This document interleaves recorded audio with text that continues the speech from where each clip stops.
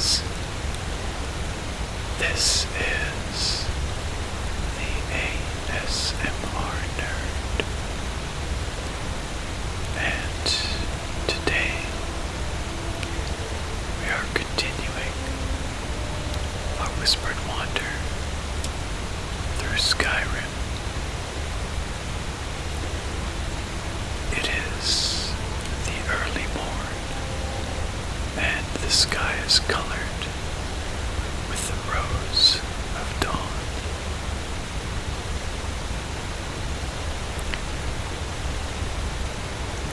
We left off last time here at the precipice of Bard's Leap, with the waterfalls thundering around us.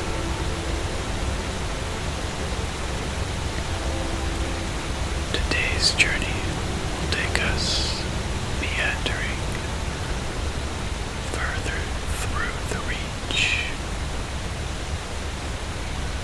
taking in the sights and sounds of this rugged landscape.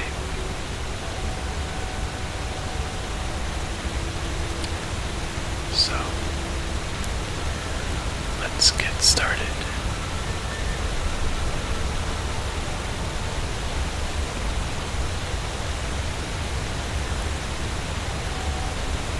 I'd like to try something a little bit different with our wander today.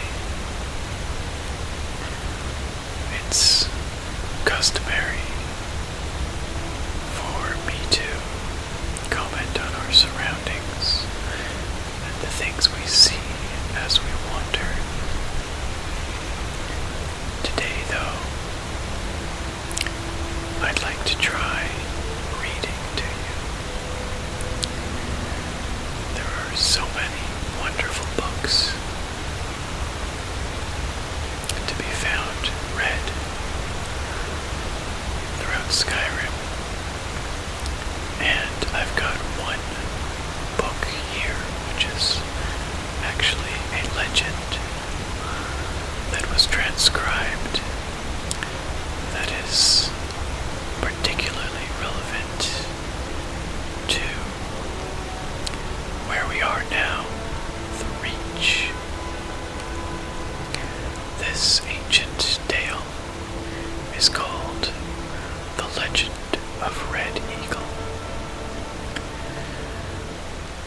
It's been transcribed by a scholar named Tren, the one-time archivist at the College of Winterhold. The book begins with a short preface. It reads, "This tale was transcribed from the memory of Clarice Vienne, student of Winterhold. Elements of the legend suggest a date of approximately First Era 1030, though, as with any oral tradition, much of it is likely a later anachronism. Curiously, stories of a similar king and his legendary blade appear in other ancient myths of the Reach.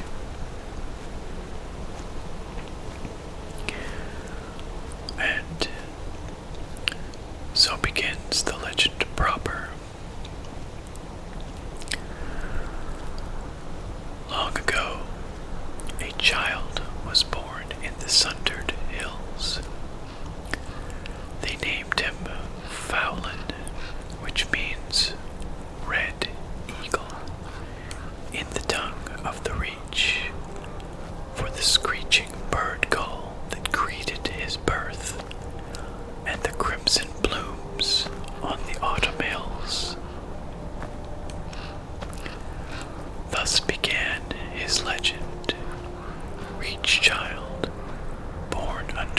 auspicious skies, his very name the color of blood. 10 kings ruled the Reach in those days, and though men were free, the people were scattered and warred amongst themselves. The augurs foresaw the boy's destiny, a warrior without peer, first and foremost Lord of the Reach, chosen to unite all under his name. Fowlin grew in years and strength, and it seemed the prophecy would be fulfilled. The banner of the Red Eagle was raised along the cliffs of the Reach, and his people prospered. Then came Hestra, Empress of the South, riding to war. One by one, the kings stood before her. One by one, they fell aside, bending knee in imperial bargains, or slaughtered on the battlefield. Her legions came at last to the sundered hills, and envoys were sent to bargain for their surrender. Fowlin refused to yield the freedom of his people, but the elders were afraid, cast him out, and accepted the imperial yoke. Thus was stolen by the foreign invaders his land, his people, his very name. In the years that followed, Red Eagle became known as the untamed spirit of the Reach, unbowed, unbroken, stained by the blood of his foes. He gathered loyal Reachmen to himself, those who clung to the old ways, who yearned for freedom, and forged a new nation. Together they fell upon the occupiers and the traitors by night, disappearing into the cliffs and caves each morn, evading capture. It was not enough. For every imperial patrol and garrison they wiped out, yet more seemed to march from the green south to replace them.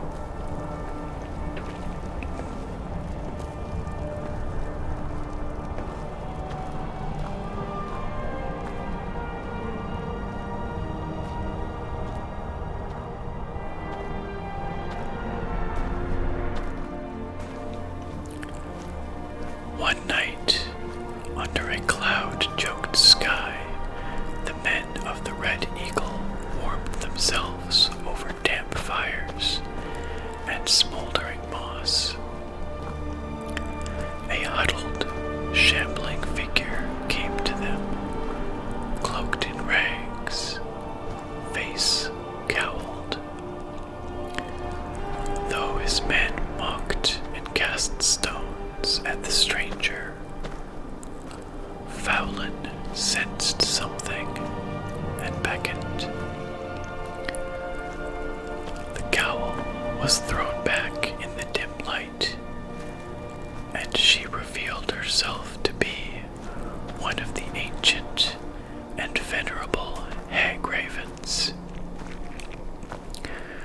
She offered power for a price, and a pact was made.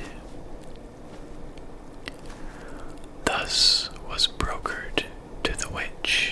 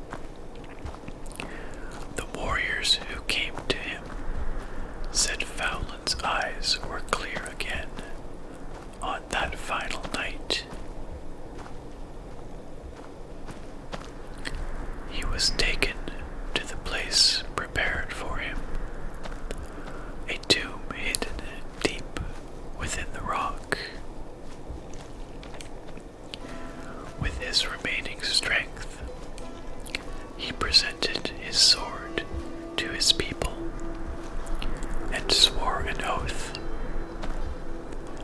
Fight on, and when at last the reach is free, his blade should be returned, that he might rise and lead them again. Thus was given for his people his life, his dream, his sword. But when every debt is repaid in blood, these he shall reclaim once more.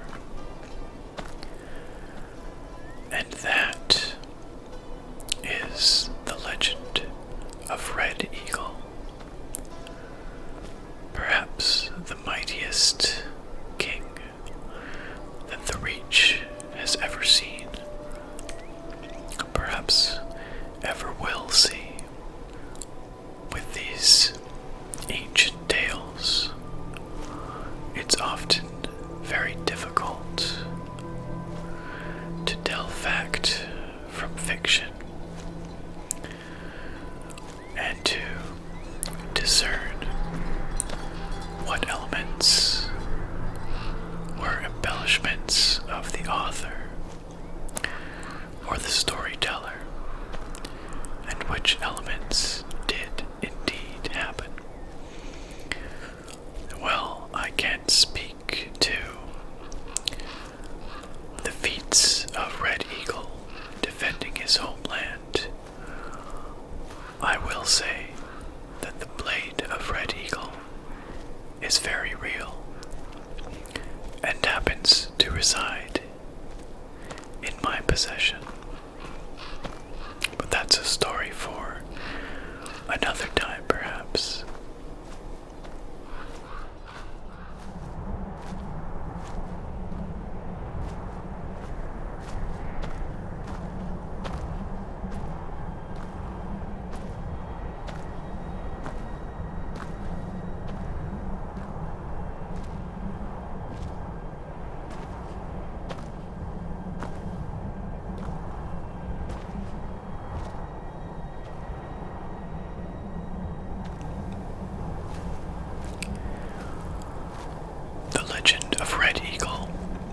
Is interesting for another reason.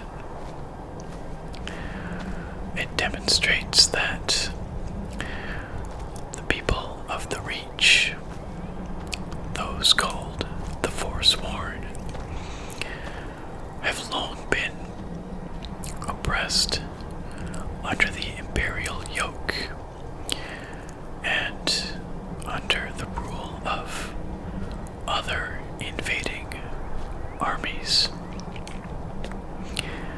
and it remains so to this very day. The Forsworn of the Reach, as I've mentioned previously, are now considered to be little more than wild men, than savages, but they are descended from a great and legendary culture that stretches back hundreds of years.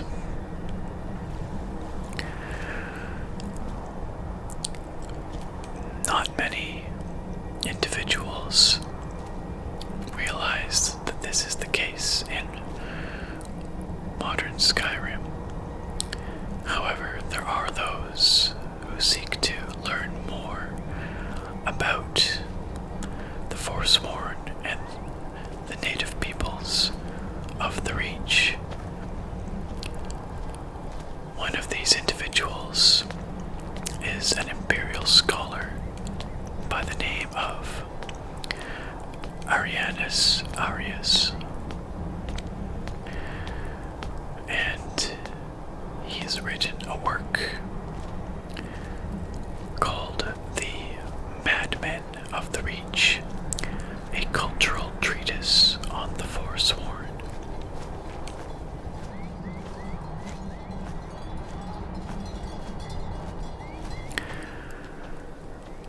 Since the legendary victory of Tiber Septim over the barbarian natives in the Battle of Old Hroldan, Imperial and Nord scholarship has cast the people of the Reach as little more than savages, prone to irrational fits of violence, worshipping old heretical gods, and fetishizing beasts and nature spirits that any civilized person would best well avoid. In truth, these accounts are little more than Victor's essays, a perspective narrowed by the Empire's constant strife with the ancient, proud people that lived in this land far before Tiber Septim walked the soil of Tamriel. In light of this, I hope to create a more complete, accurate, and fair assessment of a group that has long suffered under the rule of enemy, troublemakers, and them. Let us begin with the Forsworn, the so-called Madmen of the Reach. The Imperial Legion classifies them as little more than brigands, noting their constant raids and ambushes within the hold. But none of their military reports asks the question of why. If they were merely a group of bandits, surely they would be focused on acquiring gold and minimizing deaths among their own. But the opposite is true in Forsworn attacks. Large sums of coin are often left behind, and their fighters easily throw away their lives rather than risk capture by Imperial soldiers. It is this incongruity that led me to Markarth, the capital city of the Reach, in search of answers. There, I met one of the native peoples, an old woman who preferred to not be named in my writings. She told me of her family's long history, how she believes they originally came from High Rock, home of the Bretons, which would explain the similar faces and stature of the two peoples. How the Nords came and took their lands, their gods, and their culture from them. When asked about the Forsworn, the old woman would say that they are the real men and women of the Reach, those that refuse to give in to the Nords, those that still practiced the ancient traditions that the rest of their people had abandoned in exchange for peace. In time, I was able to create trust with many more natives in my search that corroborated the old woman's story. By chance, one of them arranged a meeting between myself and what I thought was an elder member of his village. I was shocked to find that I was led to a camp filled with the animal skulls, severed heads, and still beating hearts that I had read about from the military reports back in the Imperial City. There I met Cordoran, a Forsworn, who seemed amused at the prospect of me writing down his story, which I will quote in full below. You want to know who the Forsworn are? We are the people